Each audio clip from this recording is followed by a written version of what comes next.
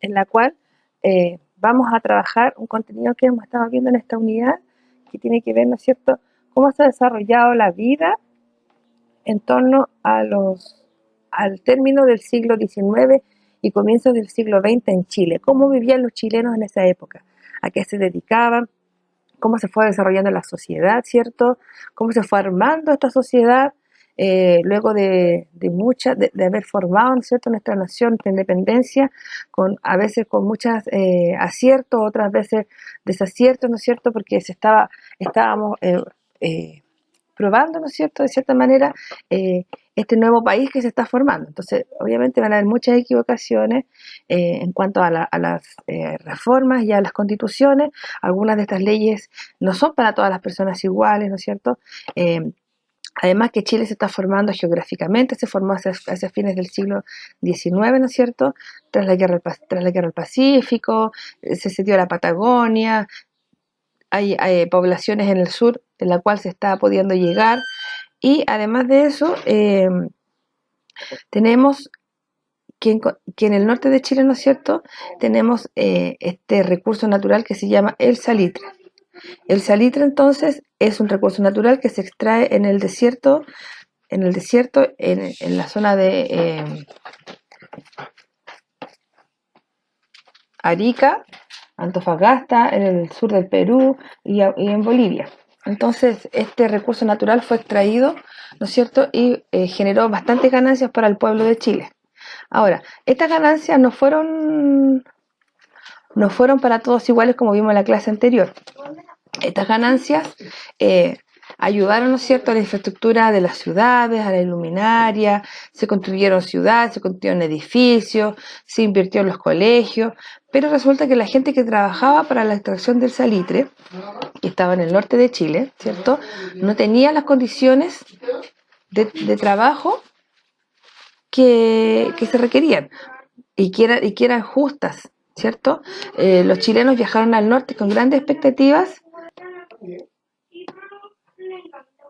Viajaron al norte con las expectativas, ¿cierto?, de poder conseguir mejores trabajos, mejores remuneraciones, lo cual no fue cierto. En el norte se instalaron las oficinas salitreras, que eran pequeñas ciudades donde podían vivir los trabajadores, pero las malas condiciones de trabajo hicieron que esta realidad no fuera la que ellos pensaban que era. Como consecuencia de esto, surge un movimiento, ¿no es cierto?, que se llamó la cuestión social, viendo las desventajas y las pocas beneficios que tenían los trabajadores para poder recibir, ¿no es cierto?, las ganancias del salitre. El título de esta clase la vas a anotar en tu cuaderno, ya, que es Historia de Chile, las características políticas, sociales y económicas desde las últimas décadas del siglo XIX hasta inicios de la primera década del siglo XX. Para comenzar, vas a abrir tu libro en la página 124, 125, 127 y 128. Entonces, el concepto que vamos a trabajar hoy día se llama la cuestión social. Como tú ya sabes, las riquezas del salitre no beneficiaron a la gran mayoría de la población. Beneficiaron a las zonas que tenían grandes inversiones, como las calles, los colegios, ¿no es cierto?, la iluminaria, los puertos, el ferrocarril, pero a los trabajadores no se les benefició, al contrario, se les precarizó su forma de trabajar. A las pésimas condiciones laborales de vida que tenían los sectores populares se les conoció como la cuestión social. Esta expresión surgió en Europa como forma de describir los problemas que comenzaron a sufrir los obreros a partir del desarrollo industrial. Esto comenzó en Europa. Recordemos que en Europa también la gente se fue desde el campo a la ciudad con expectativas de trabajo, con los ofrecimientos de muchos trabajos. Dejaron el campo, la agricultura y se fueron a hacer trabajos de industria. Resulta que no solamente, se fueron a trabajar hacia la ciudad. Esto fue en Europa, en Francia, en Inglaterra, en Alemania, pero las condiciones que tenían de trabajo eran demasiado extensas. Las horas laborales trabajaban hasta 20 horas, el pago era el mínimo, las condiciones eran mínimas, no tenían descansos. Además trabajaban niños, trabajaban 6 veces a la semana, no tenían descansos, entonces las condiciones eran terribles para los trabajadores. Entonces, a este movimiento de las pésimas condiciones se llamó cuestión social. Las causas y consecuencias de la cuestión social en Chile. El siguiente gráfico que les muestro aquí ordena algunas de las causas de por qué partió este movimiento. El proceso de industrialización, extracción del salitre y la modernización de ciudades, es decir, las ciudades comenzaron a modernizarse a través de las calles, ¿no es cierto? Se construyeron caminos eh, de mayor acceso hacia los centros de las ciudades, y, pero no generó dinero para los trabajadores, sino que a la ciudad. El incremento de la migración del campo a la ciudad debido a la modernización, es decir, la gente del campo se empezó a ir a la ciudad, debido a que la ciudad les ofrecía mayores facilidades para su vida, ¿cierto? Estaba todo más céntrico y de mejor calidad, se supone. Y la indiferencia de los gobernantes provenientes de la oligarquía, es decir, de los lugares privilegiados. La oligarquía tiene que ver con la aristocracia y con los sectores más adinerados, que no saben la realidad de los trabajadores. Ellos son los patrones, son los dueños de las empresas, son los dueños de las salitreras. A lo que a ellos les interesa es recoger este dinero, ¿no es cierto? Y no les interesan las condiciones laborales, las condiciones de trabajo que tienen sus empleados, ¿ya? ¿Cuáles fueron las consecuencias de esta cuestión social? Las precarias condiciones de trabajo, malas condiciones de vivienda. Les recuerdo que en los trabajos muchos de los empleados se iban a vivir a estos lugares. Cuando la gente se vino del sur, del campo a la ciudad, no había mucho espacio para que vivieran ellos. Entonces se construyeron los conventillos. Y los conventillos son un pasaje, una calle que está construida llena de casas. Muchas casas con una pura salida, como un pasaje, con una callecita.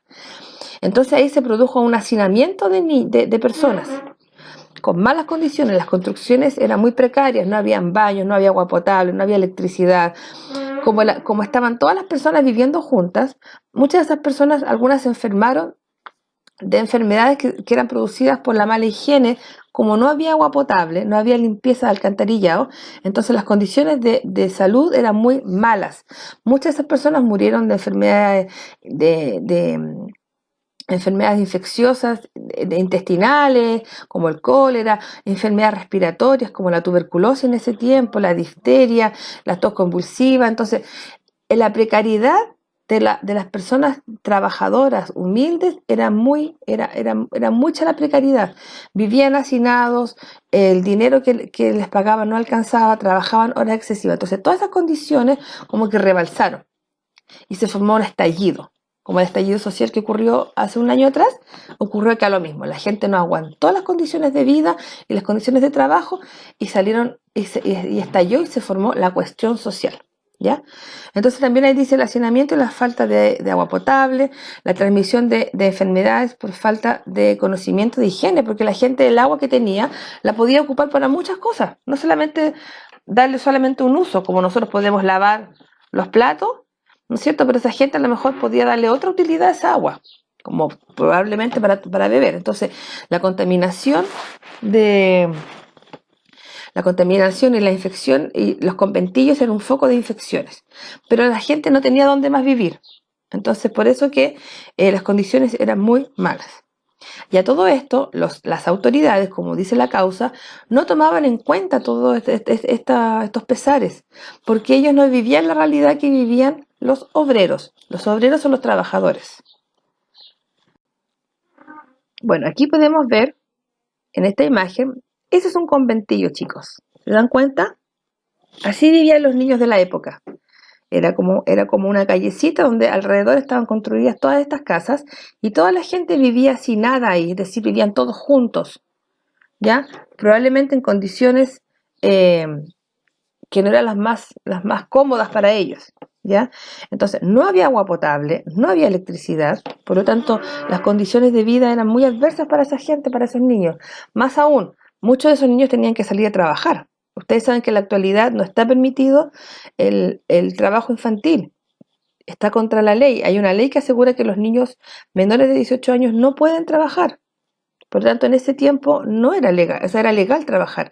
Muchos de esos niños murieron, ¿no es cierto?, por causa de enfermedades que se contagiaban en los trabajos o probablemente de mala alimentación o de accidentes laborales que eran muy común, ¿ya? En esta clase de vivienda, los conventillos, es donde se agrupa la mayor parte de la población y es difícil alojar en buenas condiciones. El problema se complica aún más tratándose de aquel grupo tan numeroso de personas, especialmente mujeres que viven de un oficio manual. Algunas de las mujeres son lavanderas, verduleras, costureras y se van a refugiar a los conventillos porque en ninguna otra parte podían encontrar habitaciones más baratas, pero también eran muy infelices. Esos lugares se arrendaban de muy bajo costo y además las mujeres tenían que trabajar. Se dedicaban a lavar, ¿no es cierto?, ropa ajena, y la gente les pagaba por eso, vendían verduras y algunas se dedicaban a la costura, ¿no es cierto?, a realizar trabajos manuales. Y como pueden ver en la fotografía de abajo, también aparecen unos niños. Esos niños no están jugando, esos niños están trabajando. Miren sus vestimentas, miren sus utensilios, ¿ya? Esto no solamente en Chile, esto es en Europa y es a nivel en América. Antes era normal a comienzos del siglo XIX que los niños trabajaran porque debían aportar a su casa porque a veces no alcanzaba. Entonces los niños eran obligados a trabajar, ¿ya? Imagínense ustedes, para que ustedes tengan, ¿no es cierto?, las leyes que tenemos actualmente, tuvieron que pasar muchas cosas para que ustedes puedan vivir la vida que llevan, ¿cierto? En la siguiente fotografía, ¿no es cierto?, podemos ver a niños y niños de sectores populares que iban a trabajar. A comienzos del siglo XX, la explotación minera atrajo la participación de niños en el carbón y en las salitreras. En las actividades industriales hubo alta proporción de niños dedicados a la elaboración de cajas, sobres, jabones, velas, galletas y fideos. En eso trabajaban. En un informe de los inspectores del trabajo de 1921, se demuestra la preocupación que tenían las autoridades por los peligros que enfrentaban los niños en la Fábrica Nacional de Vidrios, imagínense, expuestos a altas temperaturas y al fino polvo. Además, se describía el trato violento que les aplicaban los capataces, con descuentos salariales, despidos y golpes. En muchas ocasiones agredían a los pequeños con barras de vidrio caliente, dejándolos marcados. Entonces los niños eran vulnerables, les pegaban, no les pagaban bien, no los alimentaban. Los niños no iban a clases. Había muchos niños analfabetos. Por lo tanto, imagínense las condiciones de vida de esos niños. Entonces, ¿qué tuvo que ocurrir? Muchos niños de esos niños murieron por las condiciones de vida que llevaban.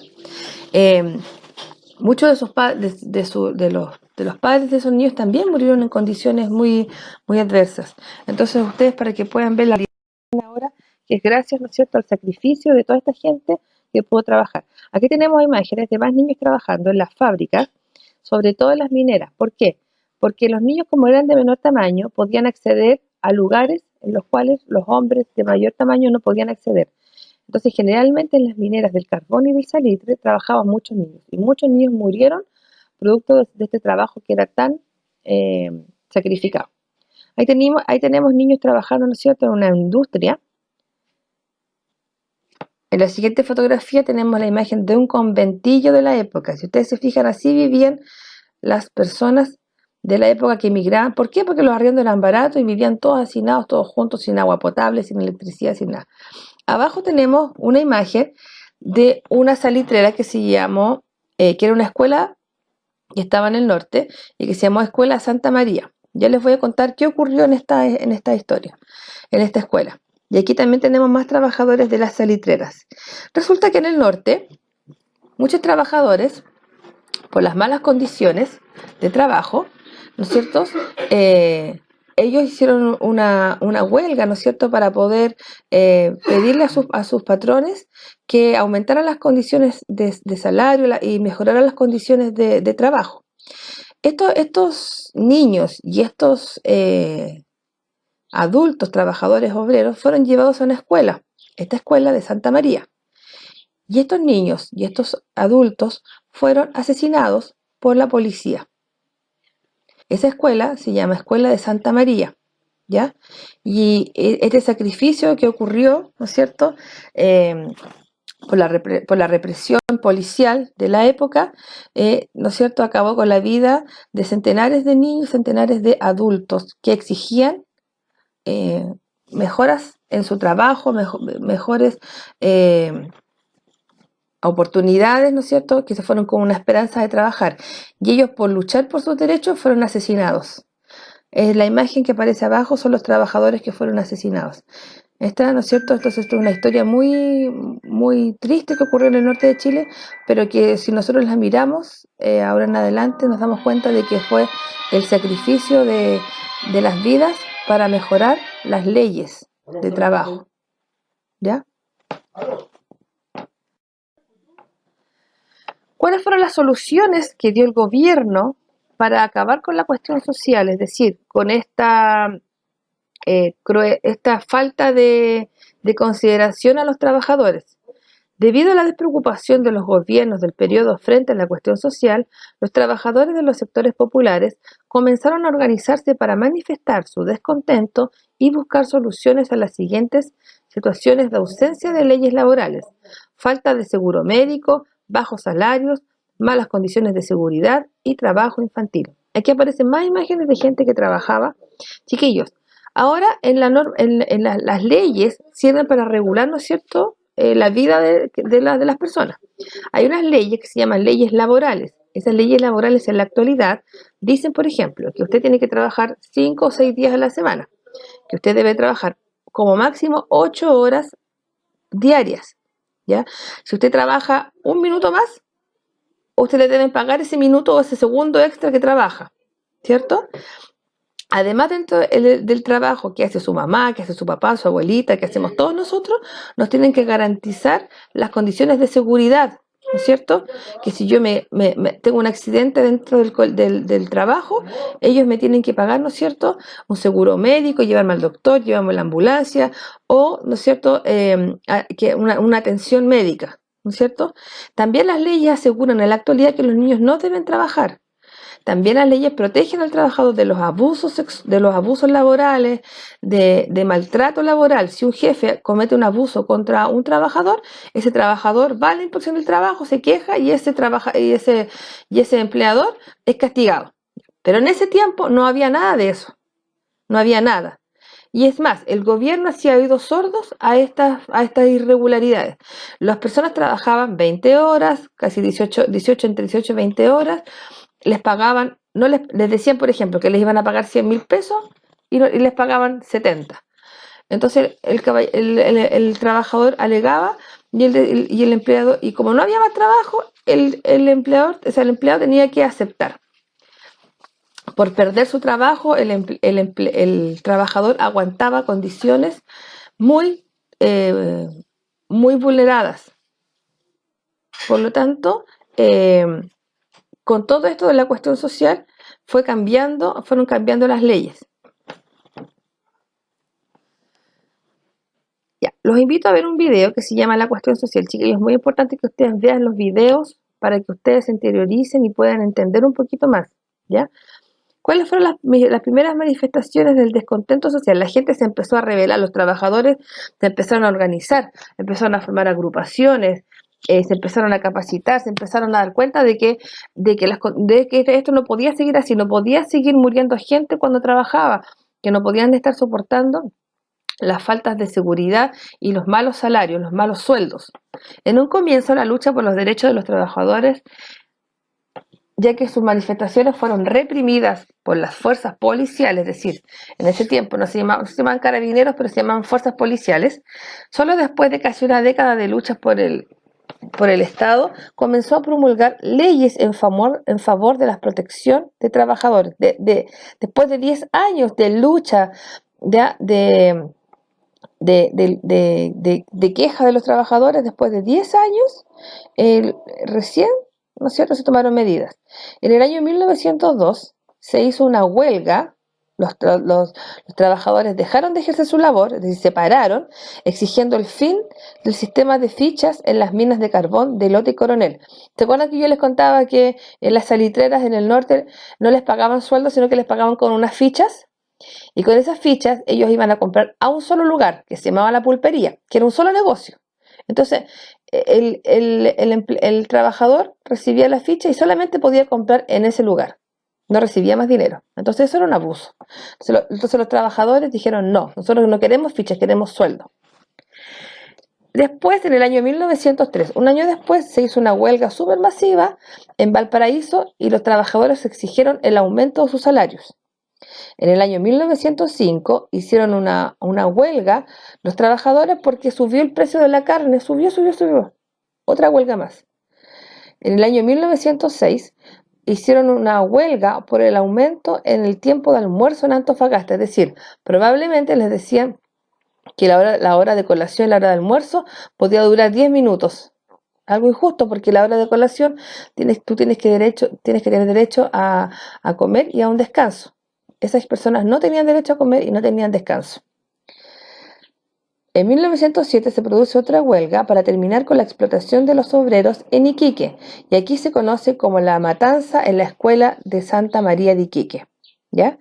Aquí lo que yo les contaba sobre, ahí van los soldados corriendo, ¿no es cierto?, en esta matanza que se hizo a niños y trabajadores en Iquique. ¿Ya? Entonces las huelgas es cuando se detiene, ¿no es cierto?, la labor y la gente sale a marchar, a protestar. Ahora, ¿qué consecuencia tuvo, ¿no es cierto?, la organización de los trabajadores? ¿Qué consiguieron los trabajadores con hacer huelga y con reunirse y con alegar y hacer todo esto? Los trabajadores se organizaron en asociaciones para ayudar en casos de enfermedades y falta de trabajo, o para ayudar a las familias de obreros en ámbitos de educación, recreación, o algunas asociaciones son las mutuales. Las mutuales comenzaron a formarse a mediados del siglo XIX. Su objetivo era el mejoramiento de las condiciones materiales y la educación del obrero sobre la base de la ayuda mutua entre los trabajadores. Es decir, se empezó a capacitar a los trabajadores para que no tuvieran accidentes y pudieran mejorar sus trabajos. Mancomunales, similares a las mutuales, tuvieron la particularidad de ser centros sociales y culturales para los obreros. Su lucha se centró en lograr una reforma en las relaciones laborales entre trabajadores y patrones. Aquí hay un poco más de política, sino que a mejorar las condiciones porque a veces el patrón es mirado como el enemigo, como el antagonista de la historia, pero la idea es que el empleador se pusiera en el lugar, ¿no es cierto?, de los trabajadores y vieran las condiciones en que trabajaba. Sociedades de resistencia. Proponían la huelga general y el sabotaje como medio de protesta. Sus principales luchas fueron mejorar las condiciones laborales y los salarios de los trabajadores. Entonces, todas estas tres asociaciones fueron pero un pilar en las leyes que se hicieron a futuro para mejorar la calidad de trabajo, ¿no es cierto?, para mejorar la calidad laboral y garantizar, ¿no es cierto?, el poder trabajar. Si las personas iban a trabajar, no iban a pedir. Entonces, las empresas se enriquecían, ¿no es cierto?, a través de la elaboración de productos que hacían los trabajadores, pero los trabajadores trabajaban en las condiciones mínimas de pobreza. Ahora, ¿qué hizo la Iglesia Católica para ayudar a los trabajadores? En el año 1931, el Papa León XIII, ¿ya?, le dijo a los católicos: el Estado debe promover el bienestar del obrero. Lo primero que hay que hacer es liberar a los pobres de la crueldad de hombres codiciosos, que a fin de aumentar sus ganancias, abusan sin moderación de alguna. Se debe procurar que el trabajo de cada día no se extienda a más horas de las que permitan las fuerzas. En general, se debe establecer que los obreros tengan descanso para reponer las fuerzas gastadas en el trabajo. Entonces, aquí lo que hace el Papa, que es el padre de la Iglesia Católica, es decirle a los dueños de las empresas: basta de abusos, basta de crueldad a los hombres, no se hagan millonarios a costa de los pobres trabajadores. Que el trabajador debe trabajar una cantidad de horas suficientes, no hasta que se agota su energía. Los trabajadores, imagínense que trabajaban desde las 8 de la mañana hasta las 8, 9 de la noche, sin descanso, con muy poca alimentación. Entonces, muchos de los trabajadores de esa época murieron, ¿no es cierto?, por falta de seguridad. Ahora, ahí aparece una imagen de que se exige 44 horas de trabajo a la semana. ¿Se dan cuenta? Las leyes laborales, ¿qué es lo que dijeron? Las demandas populares de las leyes protectoras para los desposeídos aumentó poco a poco. A comienzos de enero de 1908, después de la matanza de la escuela de Santa María de Iquique, el Congreso Social Obrero, reunido en Santiago, presentó una solicitud al presidente de la República exigiendo juicio y castigo para los responsables de la represión, además de una serie de reivindicaciones económicas. Además, otro de los puntos de la solicitud era la exigencia de que se crearan leyes laborales, entre ellas la ley del descanso dominical y la ley sobre accidentes de trabajo. Chiquillos, ¿ustedes piensan que ahora es normal que los papás descansen el día domingo? Antes trabajaban todos los días, no había descanso. Y ahora con la ley, sí. Ahora, los obreros hacían huelgas, hacían marchas, ¿no es cierto?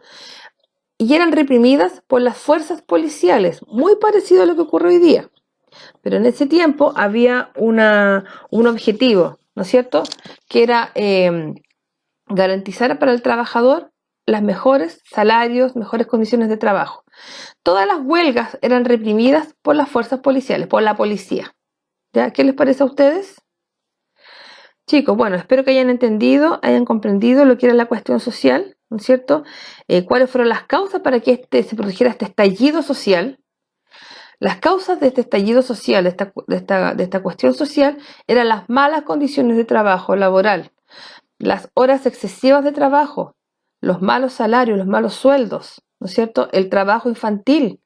Muchos niños murieron.